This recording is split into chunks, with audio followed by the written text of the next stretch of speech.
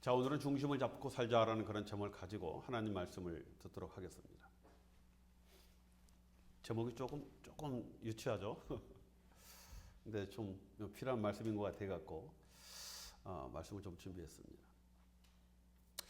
자, 여러분 요즘 이렇게 사람들을 이렇게 만나고 이렇게 보면은요, 대부분의 많은 분들이 그 마음 속에 뭔가 이 불안과 걱정이 좀 많이 있는 것 같아요. 뭐 충분히 이해되죠, 그렇죠? 뭐 요즘 경제도 그렇게 그 녹록지가 않지 않습니까? 뭐 경제뿐만 아니라 뭐 정치나 뭐 세계 정세들 뭐 여러 가지 이런 것들이 우리에게 좀 많은 부정적인 소식만 들어오게 되어지죠. 뭐 그것도 그렇지만은 또 한몫하는 것이 요즘 이 AI요, 그렇죠? 계속적으로 제가 말씀 때마다 AI를 잘 많이 언급을 하는데 이 AI가 나온 이후로 너무나 많은 것들이 변하고 있다라고 생각이 되어집니다. 편리한 거 굉장히 많아요. 저도 뭐 굉장히 많이 사용합니다. 뭐 조금만 뭐 궁금한 거 있으면 바로 물어보면은 다 대답을 해주거든요. 차가 고장났다 물어보면 대답해줘요. 뭐 법적으로 문제가 있다 물어보면 대답해줍니다. 뭐 이상한 그 소리가 날라왔어요. 뭐 전문적인 용어니까 잘 모르지 않습니까? AI한테 사진 찍어서 이거 뭐야 물어보면은 쫙 설명해주고 이거 어떻게 해야 된다. 그리고 내가 뭘 이렇게 도와줄게. 이렇게 하면 돼라고 다까지 아주 자세하게 설명을 해줍니다. 너무 편하죠, 그렇죠? 그래서 그동안 우리 교회 뭐 여러 가지 서류적으로 미흡했던 거 어디가 물어보기 참 그렇더라고요. 근데 이번에 사진 찍어서 물어보니까 얼마나 자세하게 설명을 해주는지 뭐 제가 다 정리를 끝냈습니다.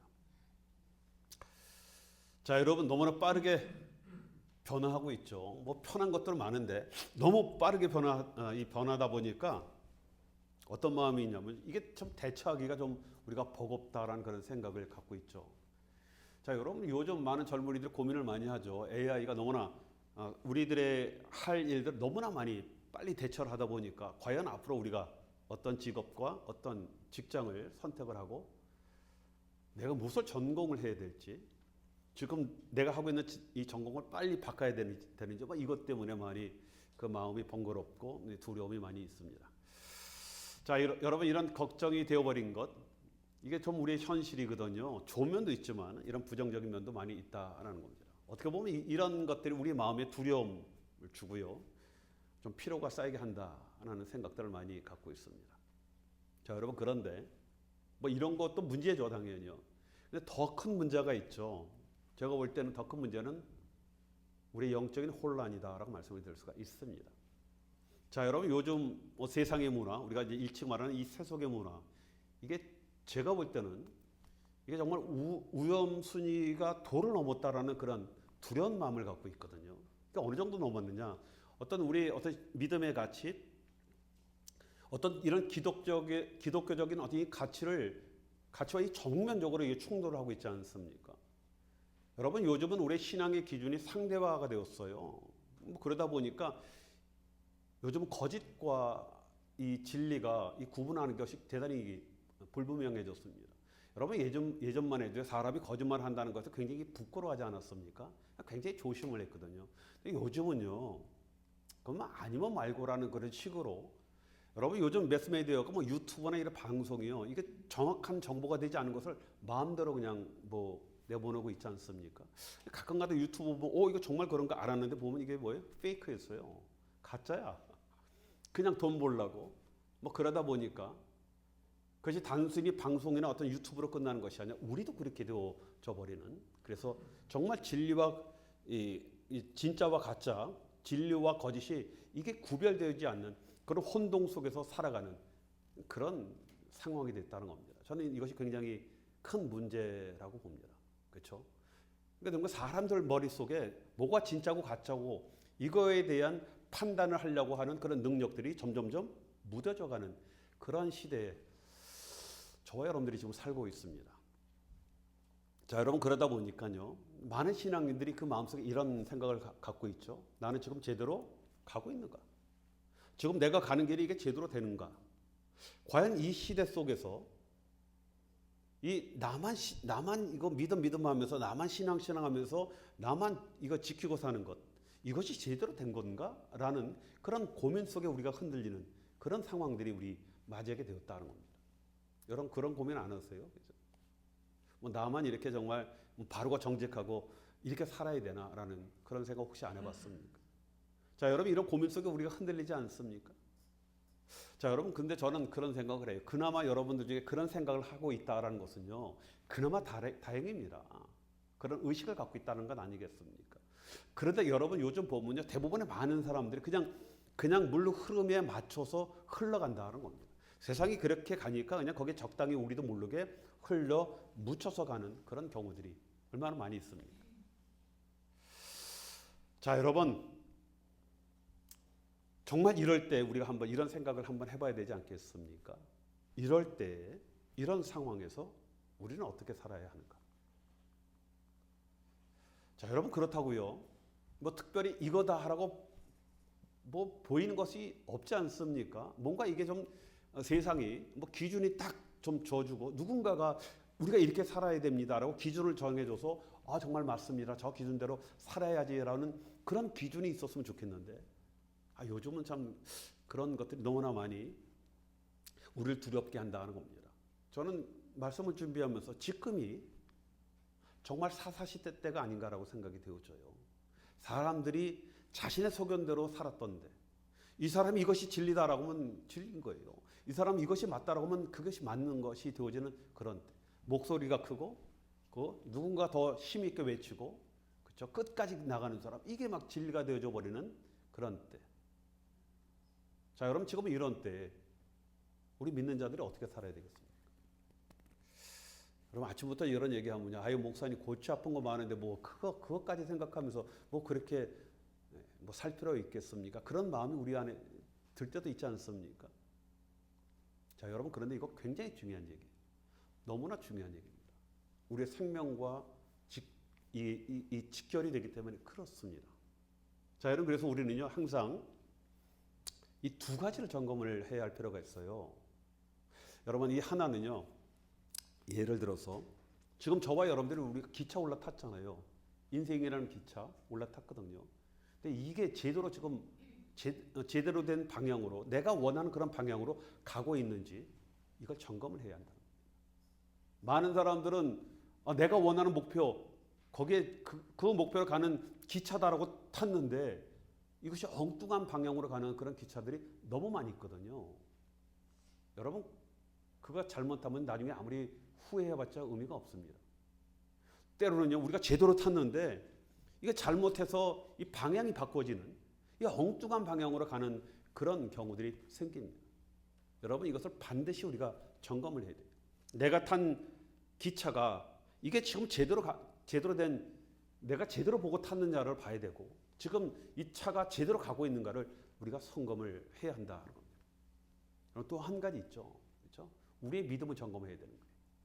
우리의 믿음을 항상 여러분 점검해야 합니다. 내가 지금 믿음이 이게 제대로 올바로 내가 정말 믿고 있는가를 점검을 할 필요가 있다는 겁니다. 자, 여러분 911죠. 미국의 참 비극적인 사건이요. 제가 선교사 때 그 911이 터졌어요. 우리 주변에 있는 미국 선교사들도 많이 있었거든요. 저희가 좀 오지였기 때문에 미국 선교사들도 많이 남아 있었습니다. 그분이 이것 때문에 막 당황하고 막 울면서 자기 나라가 어떻게 됐다라고 두려워 떨던 그 모습이 아직까지 눈에 생생합니다. 자, 여러분 911 때 무너진 세계 무역센터 그 자리에 지금 프리덤이라는 타워가 세워졌죠. 그렇죠? 자, 여러분 전 세계에서 가장 높은 빌딩이 뭔지 아세요? 이 프리덤 타워예요. 그러니까 뭐 당연히 미국에서 가장 높겠죠. 이 프리덤 타워 높이가 어느 정도 되는지 아세요? 541m입니다. 540.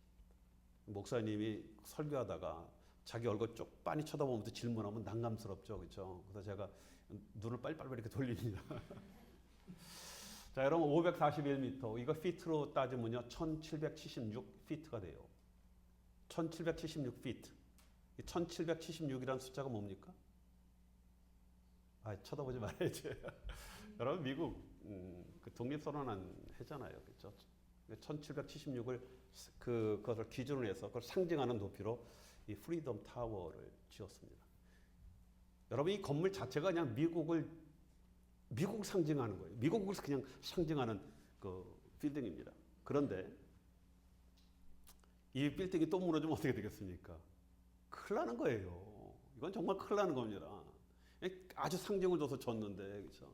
이것이 어떤 재해나 뭐 하여튼 어떤 일로 인해서 무너져 버리면 안 되겠죠. 그러니까 미국이 얼마나 심려를 해서 이 건물을 지었겠습니까? 자, 여러분, 이 건물이 무너지지 않게 특수한 장치가 되어 있어요. 뭐 이 건물만 있는 것은 아닙니다. 뭐 다른 큰 높은 빌딩도 다 지금 그렇게 따라서 하는데, 이 건물 안에는 TMD라는 그 제진 시스템 장치가 되어 있습니다. 그렇죠? 그 공법으로 줬어요. 그렇죠?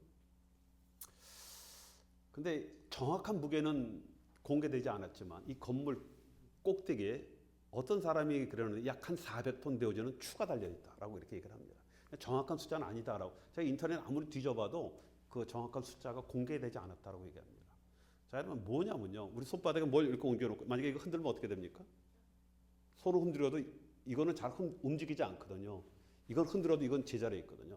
이게 이쪽으로 가면 이 추는 반대쪽으로 움직이게 되어지기 때문에 상쇄가 되어집니다. 건물이 웬만해 갖고 절대 쓰러지지 않아요. 밑에서 지진이 아무리 나도 이 건물은 흔들리지가 않고 그대로 서 있게 하는 것이 바로 TMD 공법입니다. 그렇죠? 제가 건축을 전공해서 뭐 잘난 체 좀 지금 하고 있는 겁니다. 자, 여러분 이것이요. 이 건물의 균형을 잡아주는 거거든요. 이게 없으면요. 흔들리면요. 무너지게 되어 있습니다. 엄청난 높이 아니겠습니까? 541m면요. 이게 구름을 뚫고 올라가는 그런 높이거든요. 자, 이것으로 지진이나 뭐 강풍이나 어떤 취약한 어떤 환경에서도 막아주고 이 건물이 세워지도록 그렇게 한다는 겁니다.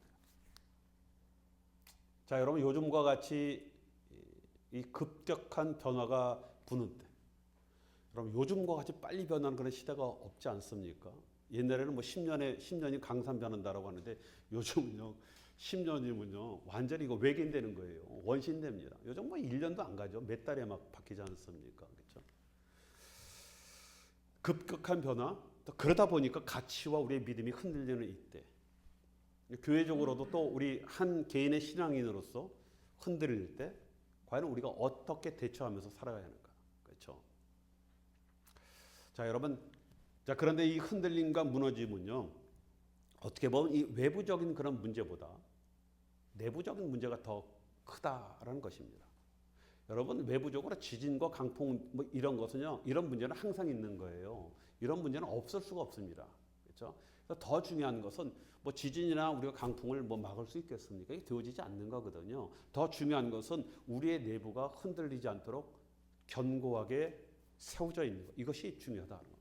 뭐 건물도 마찬가지지만 저와 여러분들 세상이 아무리 변하고 세상에 뭐 기준이 없어지고 뭐 세상 난리가 친다 하더라도 여러분 우리의 마음의 중심이 딱 잡혀 있으면은 우리 마음의 중심의 추가 제대로만 딱 세워져 있다라고 한다면은 우리는 오뚜기 같이 넘어지지 않고 중심을 잡고 굳건하게 서 있을 수 있게 되어진다 하는 겁니다. 그렇죠? 중요한 것은요. 우리 안에 중심의 추를 딱 세우는 거예요. 여러분 이 중심의 추가 뭐겠습니까? 네? 쳐다보지 말까요? 당연히 하나님의 말씀이죠. 왜 그렇습니까? 진리니까. 그게 진리니까. 여러분 우리 안에 하나님의 말씀으로 중심의 추를 딱 만들어 놓으면요. 흔들릴 때 우리가 견고하게 지청할 수가 있는 거예요. 세상이 나를 확 휘청 흔들릴 때 망심의 중심이 이 말씀이 저를 딱 중심을 잡도록 해준다 하는 겁니다. 뭐 지금 시대에 저와 여러분들의 이야기가 아니에요. 성경에 보면 그 마음의 중심의 추를 세우고 이거보다 더 큰 혼란과 환란 속에서도 끝까지 하나님 앞에 남은 자로 있는 자들이 있었거든요. 우리 남은 자 얘기 들었죠. 렘넌트. 그렇죠? 누가요? 이 마음의 이 말씀으로 중심추를 딱 갖고 있는 그런 자들을 말씀을 합니다. 자, 여러분 오늘도 12월 첫 주죠. 그렇죠? 뭐 오늘이 지나면 여러분 3주밖에 남지 않았습니다. 많이 남은 것 같은데 금방 가요. 그렇죠? 저 여러분 3번 보면 올해 끝납니다. 자, 우리 그동안 11개월 동안 참 열심히 살았잖아요. 그렇죠? 제가 이렇게 보니까 정말 우리 교회 우리 성도님만큼 열심히 사시는 분은 없다라고 생각이 되어집니다. 뭐 인원이 그렇게 많지 않으니까 제가 여러분들 삶을 뭐 보고 있지 않습니까? 매일 보잖아요. 그렇죠? 참 열심히 살으셨다라는 그런 생각을 갖고 있습니다. 자, 여러분, 뭐 저나 여러분나 누구나 우리가 살아온 그동안의 이 올해 11개월은요. 이 11개월의 시간은 누구에게나 공평하게 주어졌어요. 뭐 누구는 뭐 더 많이 주어지고 누구는 조금 주어지고 그게 아니라 누구나 똑같이 하루 24시간. 그렇죠? 일주일 동안은 7날 딱 주지 않았습니까? 한 달을 주어졌고 1년을 모두에게 공평하게 주어졌다는 겁니다. 그렇죠? 자, 여러분 누구에게나 공평하게 시간이 흘러갔죠. 자, 누구나 공평하게 똑같은 시간을 살지 않았습니까? 자, 여러분 그런데 누구나 똑같은 시간을 살았는데 그 시간 안에 남긴 흔적은 모두 다 똑같지 않다는 겁니다. 여러분들이 남긴 흔적과 제가 남긴 흔적은 틀리다라는 것이죠. 자, 어떤 분들은 뭐 시간을 이제 감사로 채워진 그런 분들이 있죠. 어떤 분들은 또 시간을 상처와 후회로 채워진 그런 분들도 있습니다. 또 어떤 분들은 시간을 또 믿음과 또 순종으로 최선을 다하는 흔적으로 채워진 그런 분들도 있습니다. 자, 여러분 그런데 문제는요. 우리가 이것을요. 평가할 수 있는 자격이 없어요.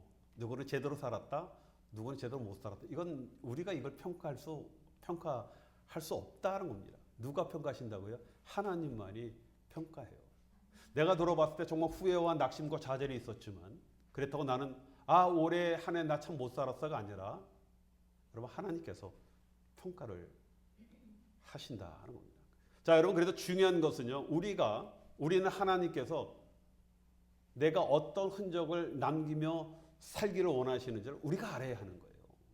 하나님의 평가 기준을 알아야 되지 않겠습니까? 그렇죠? 그거 모르고 우리가 막연히 살아요. 내 생각대로 살았거든요. 그럴 거야 라고 살았는데 만일 하나라도 여러분 아니다라고 한다면 우리 시간은 얼마나 아깝고 헛되게 되는 겁니까? 정말 열심히 살아봤는데 아니야? 저는 그 생각할 때마다 가슴이 철렁해요. 그렇죠? 뭐 1, 2년은 내년 한번 그럼 이제 제대로 살아보자라고 했는데 우리 인생의 마지막에 끝에 다 왔는데 딱 돌아봤는데 이거 아니었어라고 하면 여러분 어떻게 하겠습니까? 큰일 나는 얘기예요. 그렇죠? 자, 그럼 우리 하나님 제가 뭐 제대로 원하시는 하나님이 원하시는 그런 삶이 뭡니까? 라고 하나님 앞에 우리가 일일이 뭐 물어보면은 뭐 하나님께서 말씀해 주시겠습니까? 김 목사 너는 이렇고 우리 아무개 집사님이 이렇고 아무개 원사님이 이렇고 뭐 이렇게 얘기해 주시겠습니까? 말 안 하시죠? 말 안 하세요. 왜 안 하십니까? 이미 말씀을 하셨기 때문에 안 하시는 거예요.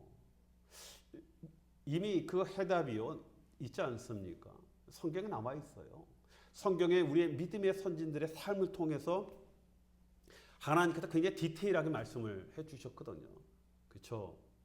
자, 여러분 그래서 성경 속에 우리 믿음의 선진들이 살았던 그 모습을 돌아보면서 우리도 그 삶을 따라 여러분 살아야 하는 거예요.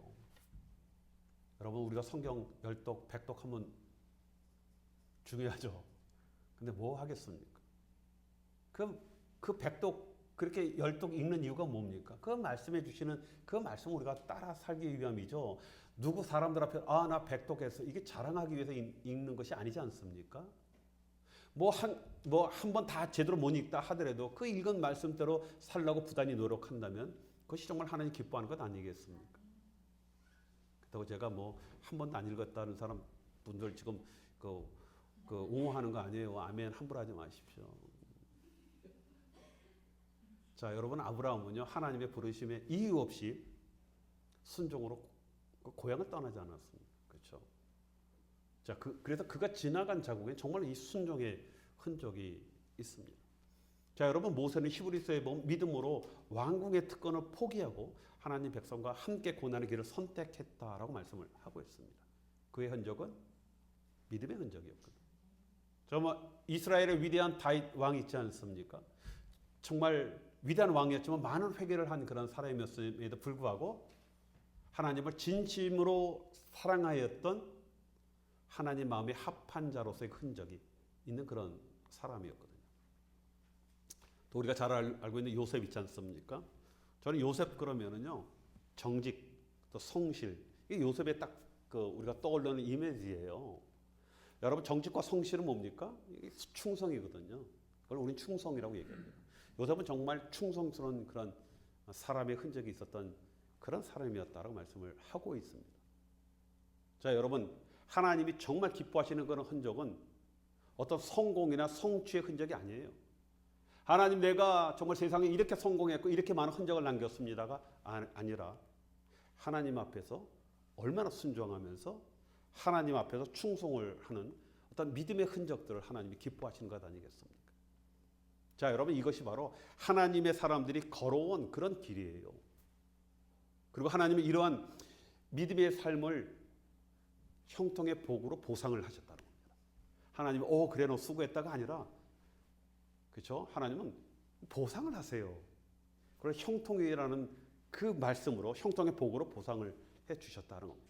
만약에 저와 여러분들이 올 한 해 정말 우리가 하나님 정말 하나님 안에서 우리가 이런 믿음의 흔적을 남겼습니다라고 한다면 하나님은 반드시 여러분들을 형통의 복으로 보상을 하신다는 겁니다. 믿습니까? 예. 자, 여러분 우리가 이와 같이 중심을 잡고 살면 하나님의 말씀의 중심을 우리 안에 놓고 그 중심대로 우리가 살면은요 형통의 사람이 되는 겁니다. 자, 여러분 우리가 형통의 사람 그러면 생각나는 인물이 있죠. 요셉. 그렇죠? 근데 그 인생을 우리가 좀 성경에 자세히 들여다보면요. 그 처음부터 형통의 삶을 살았던 것은 아니거든요. 이 사람은 처음에는 참 고생했다라고 생각이 되어지거든요. 17살에 형들이 미움을 받고 노예로 팔리지 않습니까? 그 팔려간 그 보디발 집에서도 열심히 종으로 살았지만 그 누명을 받고 결국 억울한 이 누명 때문에 감옥살이에 갇혀지게 되어져. 감옥에서 살게 되어집니다. 그렇죠? 감옥에서 그냥 사는 것이 아니라 그는 정말 잊혀진 존재로 살아가야 하는 것 아니겠습니까? 여러분 사람이요 이 고생하는 것보다도 내 자신이 잊혀진다는 것은 굉장히 두려운 거예요. 저는 경험해봤습니다. 선교지에 살다 보니까요 어느 날 갑자기 나라는 존재가 잊혀져 버린 거예요. 뭐 정신없이 한 10년 정도 뭐 산과 들을 뛰어다니면서 장걸 뒤져가면서 다녔는데 어느 날 갑자기 차를 타고 가는데 마음이 멍해지는 거예요. 10년 동안 친구들하고도 다 연락이 다 끊어졌고 모든 사람들에게 다 끊어지면서 그냥 저희 안사람과 우리 애들과 그냥 덩그러니 남아지 뭔가 이게 좀 잊혀진 존재가 좀 내 마음을 콱 누르더라고요. 용서하십시오. 제가 그때 그 한국의 주차장을 하시던 한 분이 있는데 그분이 한국에 그 프라이드를 수입을 해올 때 그 차 안에 뭐가 껴져 있냐면 그 카세트가 껴져 있어요. 카세트를 잘 줘요. 거기 이제 뽕짝이 나오거든요. 근데 그걸 듣는데 고향 생각이 나면서 좀 위로가 되었던 그런 적이 있습니다. 어떤 분들은 아이고 목사님이 뽕짝 듣고 은혜 받았대. 그게 아니라 그리고 오래 갇혀 있다 보니까 그거조차도 고향 생각이 나면서 위로가 되었던 그런 기억이 있습니다. 자, 여러분 요셉은요 정말 불행한 사람이었어요. 그의 삶은 고난의 연속이었죠. 정말 억울함을 많이 받았던 그런 사람이었어요. 17살 때 형들한테 팔렸다. 열심히 살았는데 옥에 갇혔다. 정말 억울함 살았죠. 여러분 그는 얼마나 두려움 속에 갇혔겠습니까? 구덩이에 빠졌을 때, 또 팔려갈 때, 또 상인들이 끌려갈 때, 어디로 갈지 모르는 그리고 옥에 갇혔을 때 얼마나 두려움이 그 삶 속에 연속되었습니까? 자, 여러분 그런데 놀라운 것은요. 성경을 그런 형통의 사람이다라고 말씀을 하는 거예요. 여러분 생각해 보십시오. 여러분 요셉은요. 너무나 불행한 인생을 살았던 사람이에요. 너무나 정말 말도 안 되는 가장 민감한 그때 정말 17살이면 꿈이 많은 그때가 아닙니까? 그때 그 엄청난 일을 겪었는데 성경은 너 형통의 사람이야 라고 이렇게 말씀을 하는 거거든요. 대부분 많은 사람들은요. 요셉이 마지막 때 애굽의 총리가 되었기 때문에 형통의 사람이다라고 생각하는데 그게 아니에요. 여러분 성경을 보면 요셉이 가장 어려울 때 이런 고난에 있을 때 두려움에 벌벌 떨 때 그때 형통이었다라고 말씀을 하고 있습니다. 그렇죠? 왜 이렇게 얘기합니까? 성경에 보면 이렇게 얘기하고 있어요. 여호와께서 요셉과 함께 하시고 그게 형통의 사람이었다는 겁니다. 자, 여러분 총리가 되어서 형통의 사람이 아니라 이미 형통의 사람이었기 때문에 그가 총리가 된 겁니다. 그렇죠? 자, 여러분 사람들은 환경을 보고 형통이라고 말하지만 성경은 하나님과 함께한 사람을 형통이다라고 얘기해요. 지금 고난이 있습니까? 어려움이 있어요? 두려움에 막막합니까? 그렇지만 내 중심 안에 하나님이 있다라고 한다면 저와 여러분 형통의 사람이에요. 비록 고난과 어려움이 처해 있다고 하더라도 우리는 형통의 길을 걷고 있는 그런 사람이 되게 되어지는 겁니다. 자, 여러분, 그래서 여러분 형통은 환경이 아니라 하나님의 임재가 그 기준이 되어지는 거예요. 나에게 정말 하나님이 임재하는가? 내 가정에 정말 하나님이 임재하는가? 우리 교회 안에 정말 하나님이 임재하는가? 이것이 기준이 되게 되어지는 겁니다. 여러분, 교회가 크고 화창하고 뭐 엄청난 어떤 프로그램이 있고 많은 사람들이 모여 있고 이게 꼭 형통이다라고 우리 말할 수 없는 것, 기준이 거기 있지 않다라고 했죠. 우리의 기준은 하나님이 임재하시는 것. 하나님과 함께하는 그런 사람들이 바로 형통의 사람이 되게 되어지는 겁니다. 자, 여러분, 오늘날 현대 사회에 사람들이 이 빠른 결과를 기대하죠. 이 빠른 거 굉장히 좋아합니다. 이 빠른 거 좋아하는 거 한국 사람만큼 빠른 거 좋아하는 사람이 있나 생각되어져요. 그렇죠? 여러분 혹시 동남아 여행해 보셨습니까? 동남아 여행 가서 웬만한 식당 가면요, 웬만한 사람은 다 한국말 다 해요. 이제 웨이터가 오지 않습니까? 뭐뭐 딱 주문하면요, 뭐라고 앉으세요? 빨리 이래요. 왜 그렇습니까? 한국 사람 알거든요. 빨리 해라는 거.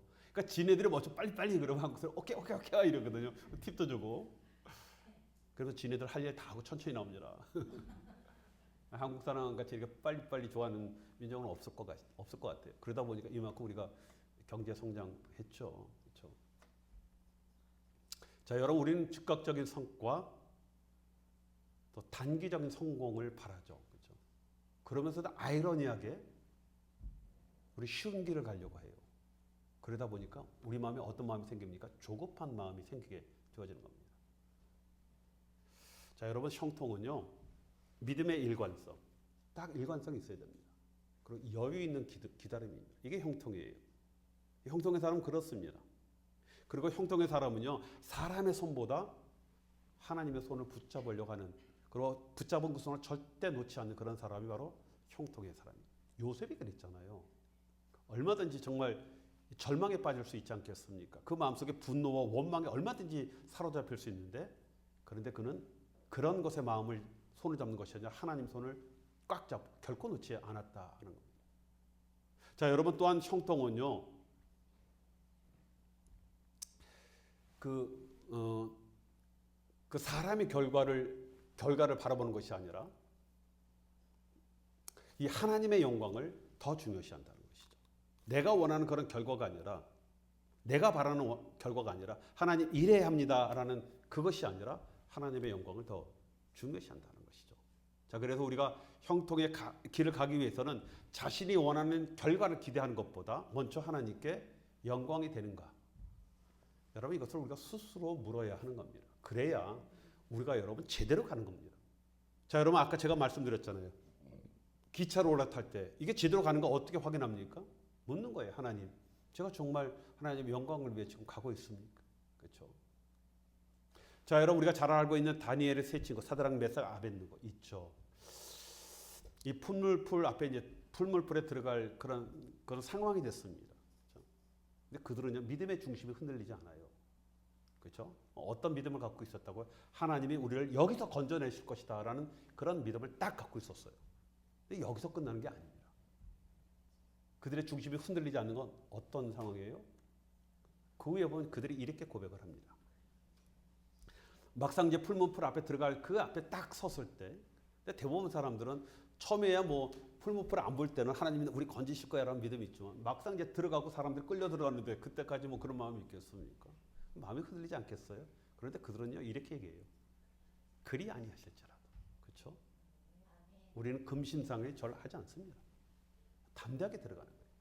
이것은 단순히 두려움을 회피하기 위한 스스로 자신을 위로하는 것이 아니죠. 그렇죠? 그리 아니하실지라도 하나님께 영광이 되면 흔들림 없이 내가 거기를 가겠습니다는 믿음의 고백이에요. 자, 여러분, 세상에 이거보다 더 위대한 믿음의 고백이 어디 있겠습니까? 그리 아니시하시다. 왜요? 그분은 아니까. 내가 원하는 길이 아니지만 내가 그분을 아시기 때문에, 그렇죠? 그리 아니시더라도 이것이 가장 좋은 것이다라는 걸 알기 때문에. 자, 그들은 자신의 뜻이나 결과에 흔들리지 않고 하나님께 영광을 목적으로 삼았다 하는 겁니다. 자, 여러분, 또한 형통의 사람은요, 자신보다 남을 돌볼 줄 아는 그런 사람입니다. 왜 그렇습니까? 여러분, 형통은 하늘로부터 뚝 떨어지는 것이 아니에요. 절대적으로. 여러분, 형통이라는 건 관계를 통해서 역사하는 것이죠. 이게 하나님 방법입니다. 여러분, 형통은 이 관계를 통해서 사람과 사람 간에 연결되어져 있는 이 관계를 통해서 하나님 역사하시죠. 자, 여러분, 오늘 말씀 우리가 봉독하지 않았습니까? 이 말씀이 우리 믿음의 중심을 세워주는 중요한 말씀이죠. 그렇죠? 이 말씀 중에 하나가 24절에 보면 서로 돌아보아 사랑과 선행을 격려하며라고 말씀을 하고 있습니다. 자, 여러분, 여기서 서로 돌아보아 파라노에요라는 그런 그 헬라어를 썼는데 주위를 살피고 깊이 생각하고 마음으로 돌아본다라는 그런 의미가 있죠. 뭐 의무적으로 보는 것이 아니에요. 그렇죠? 정말 관심을 가지고 사랑과 책임을 가지고 돌아보라라는 그런 뜻이죠.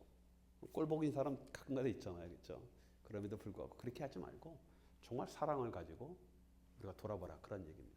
자, 여러분, 요셉이 형통의 사람이다라고 자꾸만 우리가 얘기하는 게 이 감옥에 있을 때 얼마나 억울하겠어요. 그 울분 때문에 아마 잠 못 잘 텐데 그런 억울한 자신의 상황에 그가 스스로 자신을 매몰시키지 않았거든요. 도리어 다른 사람들을 돌아보는 그런 믿음의 중심을 갖고 있었다 하는 것. 이것이 요셉입니다. 이런 형통의 마음이 있었기 때문에 결국 그가 총리가 될 수밖에 없는 거예요. 당연하지 않겠습니까? 그렇죠? 자, 여러분, 우리는 힘들어지면 어떻게 합니까?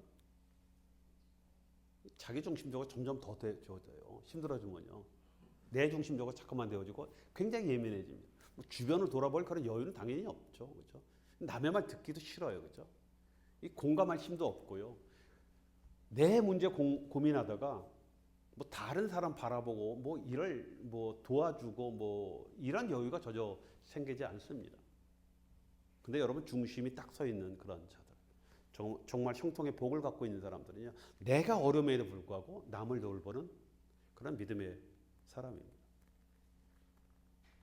그리고 하나님은 이렇게 세워진 관계를 통해서 역사하시는 거예요.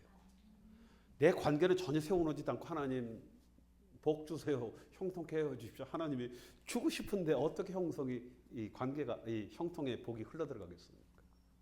자, 여러분, 그래도 형통의 사람은 내가 힘들어도 남을 돌아보고 내가 고통 가운데 있어도 정말 전심을 다해서 남을 위로할 줄 아는 그런 사람을 말씀을 합니다. 자, 여러분, 또 한 가지 우리 형통의 사람은요, 남을 격려할 줄 아는 그런 사람이죠. 여러분, 탈무드에 보면 우리가 잘 아는 그런 이야기가 있죠. 왕이 두 신하를 불러서 세상에서 가장 좋은 것, 또 가장 나쁜 것 하나씩을 갖고 오라라고 했습니다. 그렇죠? 두 신하가 갖고 왔거든요. 그렇죠? 근데 두 신하가 모두 가져온 것이 무엇이에요? 혀. 탈무드 보면 나옵니다. 그렇죠? 혀를 갖고 왔어요.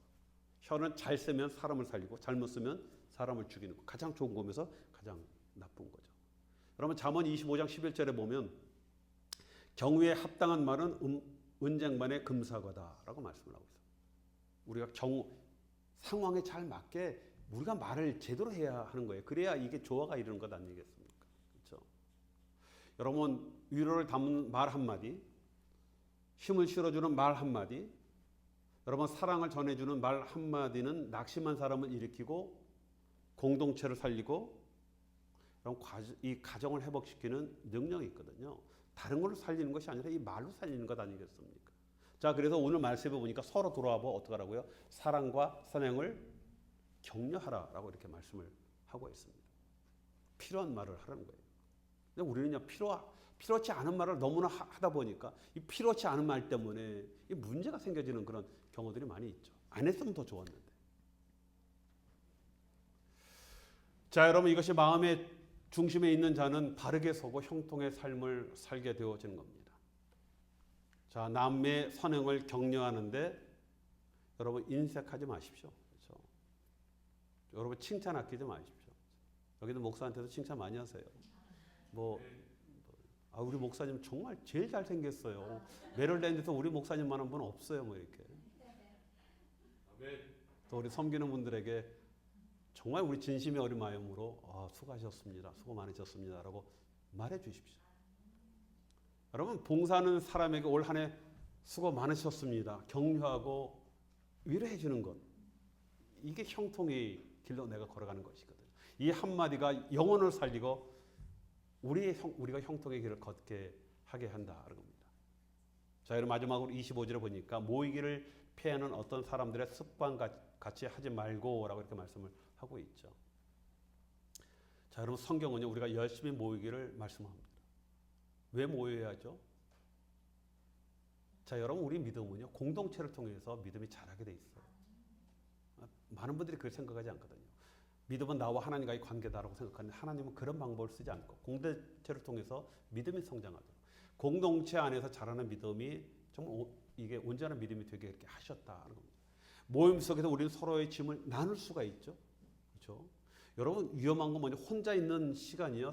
도리어 사단이 역사하기 가장 좋은 그런 시간이다라는 것을 우리가 기억할 필요가 있습니다.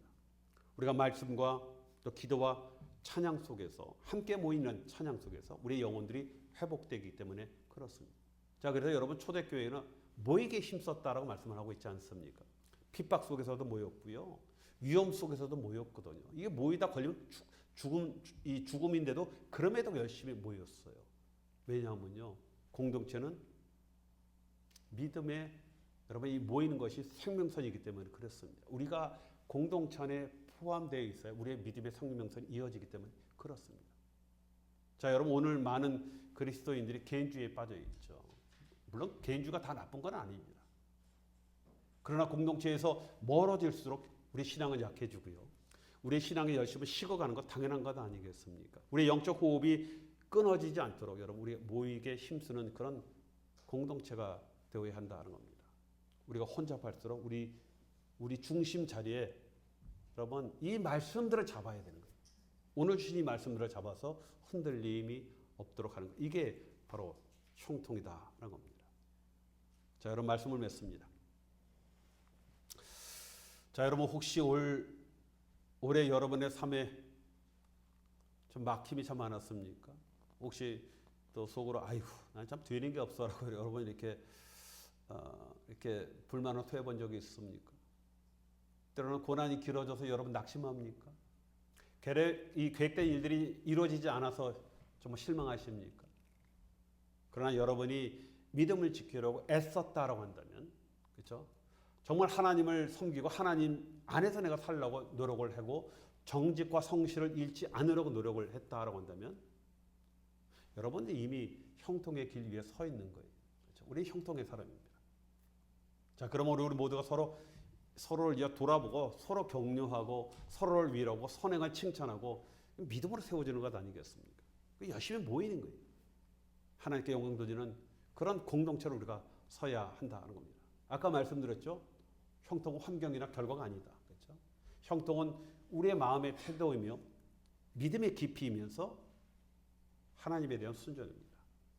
자, 고난을 형통으로 바꾸시는 하나님, 또 악을 선으로 바꾸시는 건 하나님, 우리의 눈의 눈물을 기쁨으로 바꾸시는 그런 하나님께서 여러분 삶에 반드시 형통의 열매를 보게 하신다는 겁니다. 자, 저와 여러분 믿음의 중심을 세우고 올 한 해도 우리 형통의 이 중심을 잡고 내년 한 해 이렇게 살겠습니다. 결단함으로 형통의 복을 누린 저와 여러분이 되시길 주님의 이름으로 축원드리겠습니다. 기도합니다.